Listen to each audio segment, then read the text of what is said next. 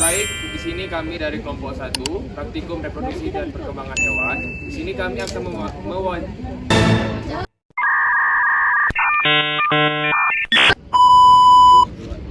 Assalamualaikum warahmatullahi wabarakatuh. Baiklah, di sini kami dari kelompok 1, Praktikum Reproduksi dan Perkembangan Hewan. Sebelumnya perkenalkan, nama saya M. Dafa Faiz Nasar dengan NPM 34 dan rekan-rekan saya.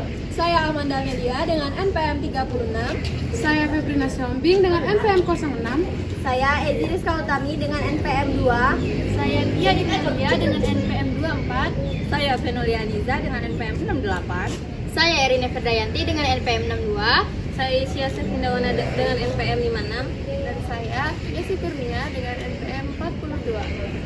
Selamat menyaksikan.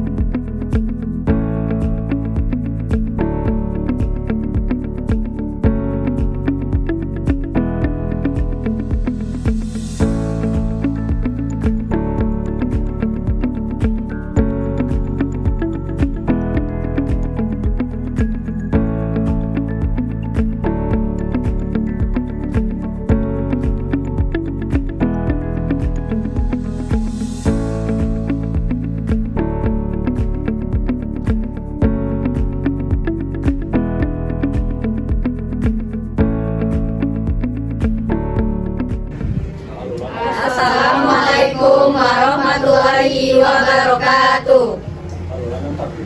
Baiklah, kami dari kelompok 1 dengan asisten praktikum Babung Tiara ingin mewawancarai Abang Joy sebagai pembudidaya ikan cupang. Sebelumnya Abang boleh perkenalkan diri terlebih dahulu.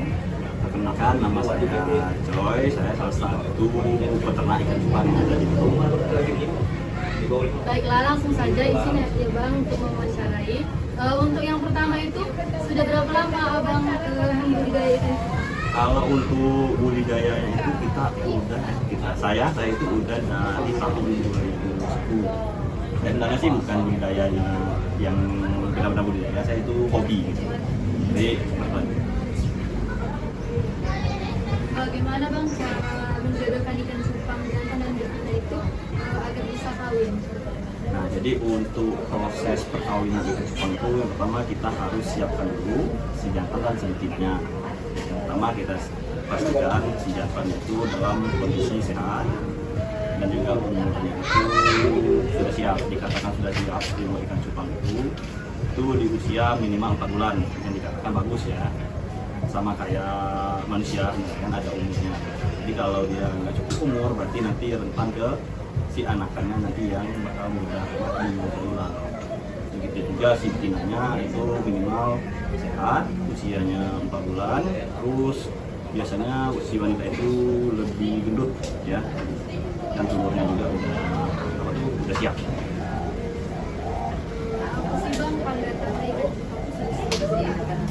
Tanda-tanda ikan cupang itu sudah siap dipijakan itu biasanya kita bisa melihatnya, mudah kita lihat.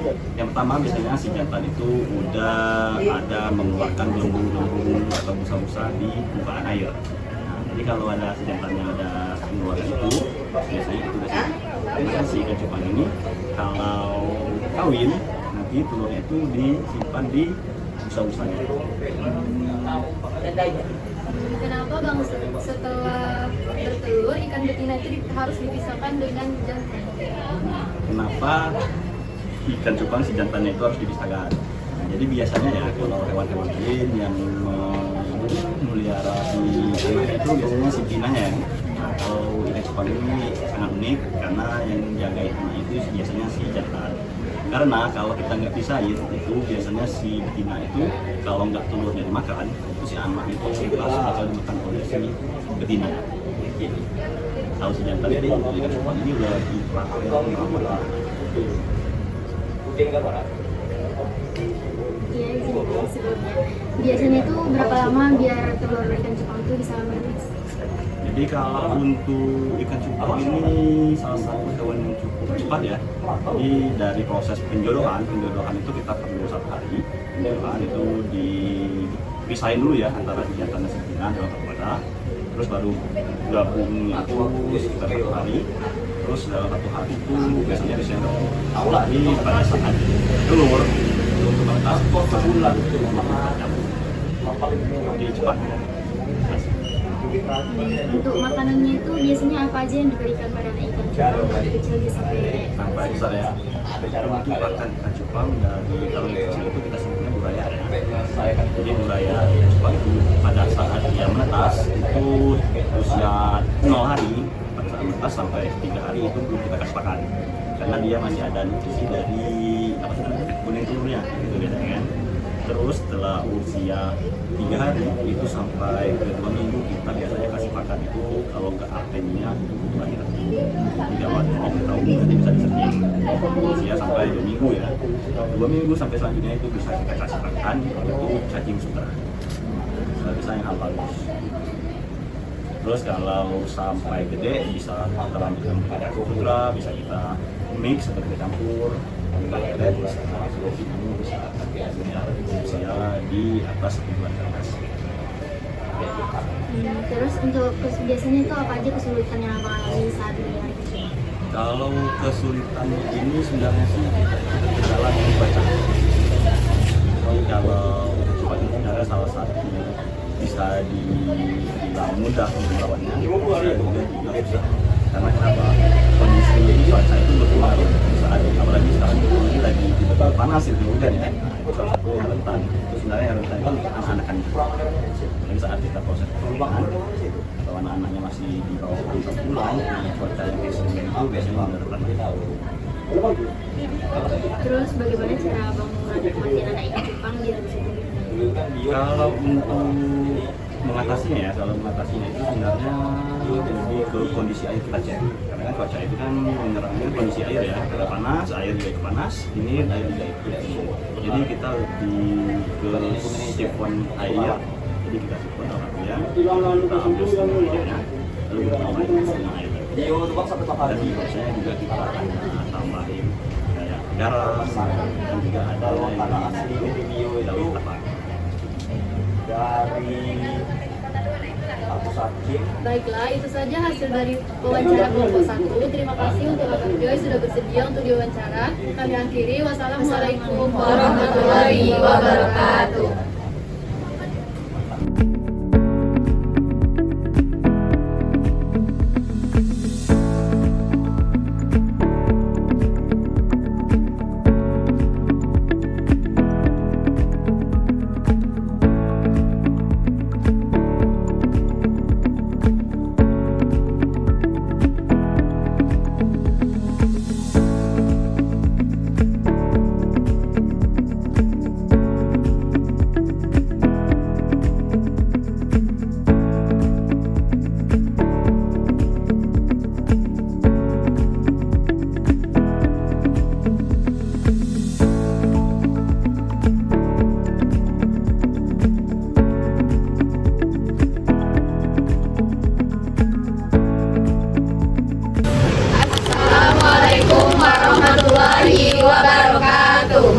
Baik, di sini kami dari kelompok 1. Di sini kami akan melakukan wawancara atas pengamatan reproduksi dan perkembangan hewan, yaitu jangkrik.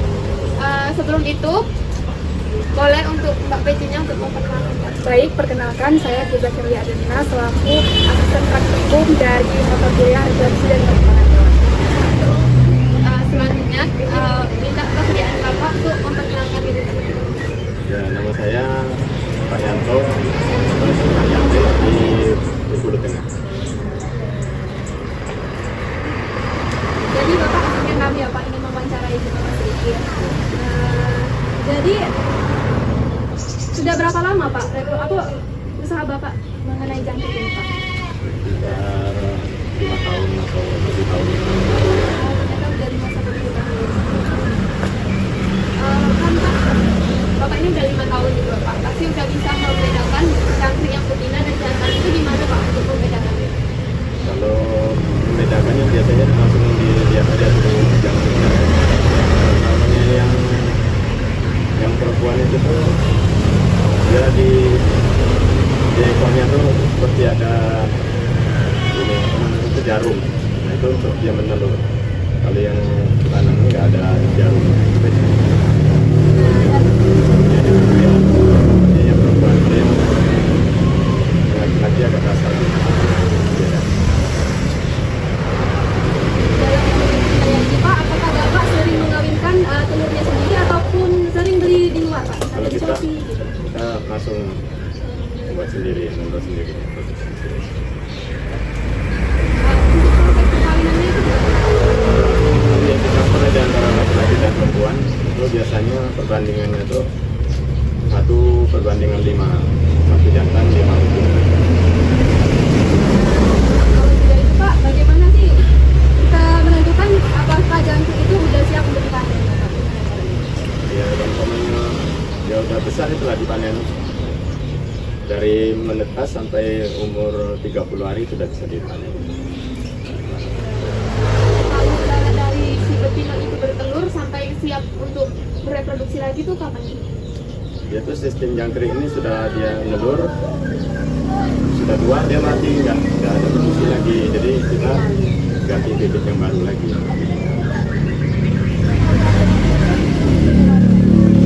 Untuk proses pengembangan biakan jangkrik, Pak, media apa sih Pak yang digunakan? Yang kotak. Satu pakai telur. Mungkin pertanyaan terakhir Pak tentang kendala apa sih Pak yang sering muncul gitu dalam budidaya jangkrik? Sama ya kalau lagi ternak jangkrik kan banyak di sini. Komandan lagi banyak. Kalian ya kurang ini. Kalau aman agak kurang. Cuaca panas bisa mempengaruhi juga. Mungkin cuma itu saja Pak. Terima kasih Bapak udah meluangkan waktunya dan juga udah mempersilahkan kami untuk melamar jangkrik ini. Kami dari kampus satu mengucapkan terima kasih.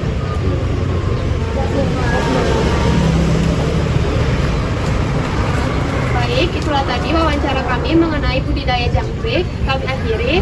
Wassalamualaikum warahmatullahi wabarakatuh.